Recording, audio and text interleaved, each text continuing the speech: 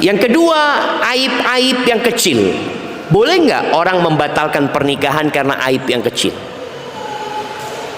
Contohnya, dia datang ke hakim mengatakan, saya kayaknya minta dipisahkan sama suami, katanya. Kenapa? Suami saya kalau tidur ngorok, saya ndak kuat.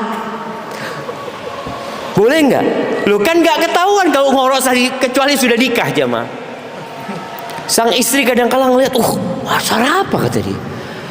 Ada yang gasnya itu, jamaah, kayak apa? Knalpot brong gitu. Lo ada. Dan ada seorang suami yang ana sampaikan kepada dia, ketika kita sekamar sama dia, ana ngomong, antum ngorok lo tidurnya. Loh, masa, kata dia.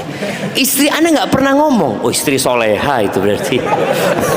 Loh, boleh jadi suami ini nggak tahu kalau dia ngorok karena istrinya nerima dia apa adanya. Atau ketika suaminya tidur, dia taruh headset di kupingnya, dengarkan kajian dia daripada dengarkan ngoroknya. Lo ada, jamaah, ada. Jadi kalau untuk aib-aib yang kecil-kecil seperti ini, maka dia nggak punya hak untuk membatalkan pernikahan. Baik, kita dengarkan azan dulu. Barakallahu fikum.